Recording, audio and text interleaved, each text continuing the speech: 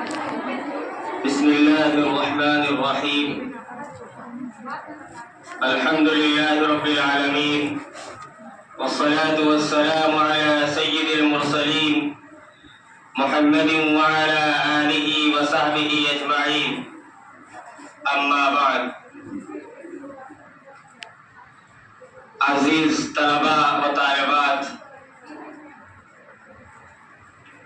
آج کا دن ایسا دن ہے جس دن میں ہمارا ملک ہندوستان آزاد ہوا تھا،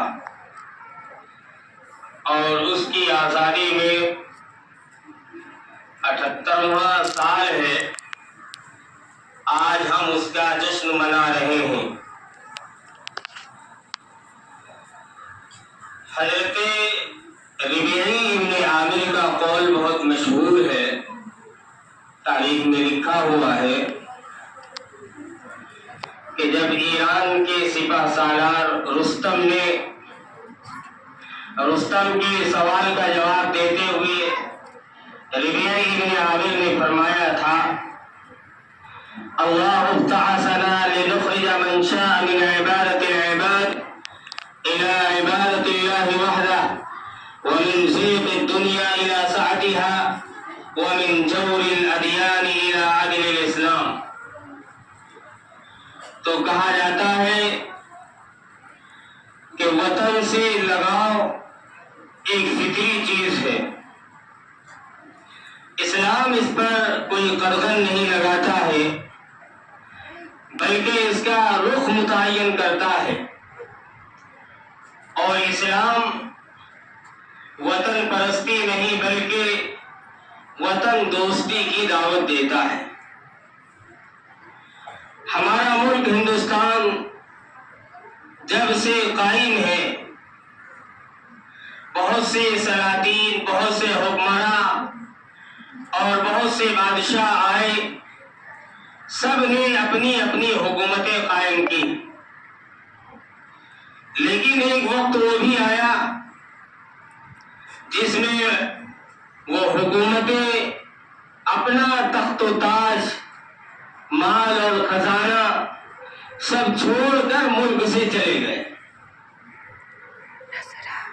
اس طریقے سے ملک ہندوستان کی آزادی تاریخی، قومی، دونوں لحاظ سے ان دونوں میں ایک دن ایسا ہے جس کو ہم اور آپ 15 اگست کہتے ہیں. یہ بہار کا، جشن کا جو دن ہے، اگر اس کو دیکھا جائے تو 1-2 انگلی کٹا کر یا 1-2 سال، 10-5 سال احتجاج کر کے ملک ہندوستان آزاد نہیں ہوا، بلکہ اس میں ہمارے جو علماء ہیں، قائدین ہیں اور مسلمان ہیں، ان سب نے بڑھ چڑھ کر حصہ لیا. اور آخر میں 1947 15 اگست 1947 کو ہمارا ملک ہندوستان آزاد ہوا. اس کی ایک بڑی لمبی چوڑی تاریخ ہے کہ ملک ہندوستان آزاد ہونے میں 90 سال لگے تھے، اور اس 90 سال میں ہمارے برادران وطن نے بھی ساتھ دیا تھا. لیکن جو قربانیاں ہمارے مسلمان بھائیوں نے پیش کی تھی، اس کے بارے میں کہا جاتا ہے کہ اگر مسلمان کی تاریخ یہ آزادی سے نکال دی جائے تو ملک ہندوستان کبھی آزاد نہیں ہو سکتا ہے. بلکہ یہاں تک کہ ایک مورخ ہے، ایک ہندو مورخ ہے، میوا رام گپت کے بارے میں وہ کہتا ہے، اپنی زبانی یہ بات کہتا ہے کہ ایک اندازے کے مطابق 5 لاکھ مسلمانوں کو پھانسی دی گئی، جس میں تقریباً 2 لاکھ علماء کرام تھے. کہا جاتا ہے کہ خیبر سے لے کر دلی کی چاندنی چوک تک اور چاندنی چوک سے لے کر دلی تک کوئی ایسا درخت باقی نہیں تھا جس پر کسی علماء دین کی لاش نہ لٹکی رہی ہو۔ لیکن کیا کیا جائے، یہ وطن عزیز ہے، وطن عزیز کو آزاد کرانے میں جو زبردست قربانیاں پیش کی گئی ہیں اور ظلم و بربریت کی ایک لمبی داستان لکھی گئی ہے جس کا ہر صفحہ ہندوستانیوں خصوصاً مسلمانوں کے خون سے لبت ہے، جذبہ آزادی سے سرشار اور سر پر کفن باندھ کر وطن عزیز اور اپنی تہذیب کی بقا کے لیے بے خطر آتش افرنگی میں کودنے والوں میں مسلمان صف اول میں تھے۔ جنگ آزادی میں مسلمانوں کی قربانی الگ کر دیں تو ہندوستان کبھی آزاد نہ ہوتا۔ آج ہم یوم آزادی کا 78واں جشن منا رہے ہیں۔ آزادی وطن کے بعد ملک کی تعمیر اور ترقی میں ہم مسلمان کسی سے پیچھے نہیں۔ ملک کی طرف میری نگاہ اٹھانے والوں کا منہ توڑ جواب دیا گیا ہے، لیکن پچھلے کچھ عرصے سے نہ جانے میرے وطن عزیز کو کس کی نظر لگ گئی کہ پورے ملک میں بدامنی بے چینی بڑھتی جا رہی ہے۔ کچھ لوگوں کا یہاں کا میل جول ہندو مسلم اتحاد بالکل پسند نہیں ہے، حالانکہ یہاں مختلف افکار و خیالات اور تہذیب و تمدن کے لوگ بستے ہیں اور یہی تنوع اور رنگا رنگی یہاں کی پہچان ہے۔ کاش آج جو لال قلعے سے ایک آواز لگائی جاتی ہے یا انڈیا گیٹ سے جو آواز لگائی جاتی ہے، ان میں اگر مسلمانوں کی قربانیوں کو یاد کیا جاتا اور جو کچھ انہوں نے اپنی جان کا مال کا نذرانہ پیش کیا تھا اگر اس کو یاد کیا جاتا تو آج جو ہندو مسلم اتحاد بانٹ دیا گیا ہے یہ کبھی نہیں ہوتا۔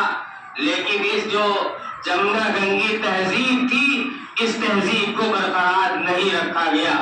اخیر میں کچھ ایسی چیزیں ہیں جو 15 اگست سے تعلق رکھتی ہیں کہ ان میں مسلمان کیا کرے یا ہم کیا کریں، تو ہمیں چاہیے یہ کہ جس طرح ملک آزاد ہوا ہے اس کی تاریخ کو مسلمانوں کے ذہن میں بٹھایا جائے، ورنہ آج تو صورتحال یہ چل رہی ہے کہ جو نصاب تعلیم ہے وہ بالکل سے نکل کے اور اس نصاب تعلیم میں غیروں کی چیزیں داخل کر کے مسلمانوں کی چیز کو بالائے طاق رکھ دیا گیا ہے، اور آج یہی مسلمان جو اسکول کالجز میں پڑھ رہے ہیں ان کے ذہنوں میں وہی تمام چیزیں گھولی جا رہی ہیں۔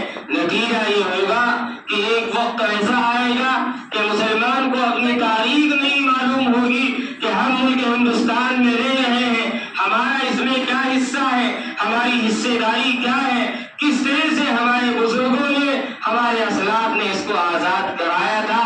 اس لیے ان کی تاریخ کو اپنے ذہن میں رکھا جائے، اس کا مطالعہ کیا جائے، اور جب خاص طور سے یہ دن آئے 15 اگست کا دن ہو یا 26 جنوری کا دن ہو تو اس میں سب سے پہلے ہم اپنے اسلاف کو خراج عقیدت پیش کریں، ان کے لیے قرآن کا اہتمام کیا جائے، ایصال ثواب کا اہتمام کیا جائے کہ ان کی بدولت آج ہم غلامی سے آزاد ہیں اور ہم گنگا جمنی تہذیب کو برقرار رکھے ہوئے آج ایک ساتھ میں رہ رہے ہیں۔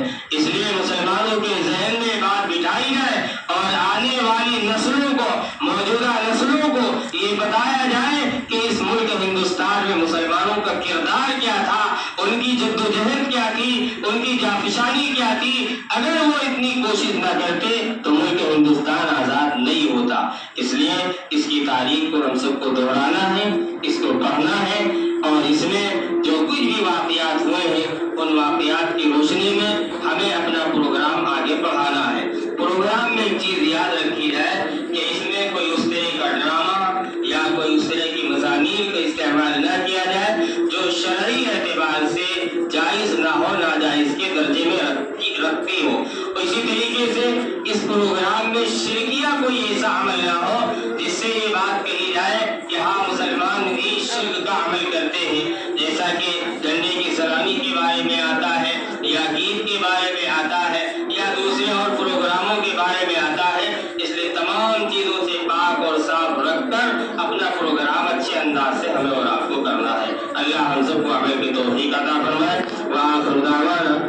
والحمد للہ رب العالمین.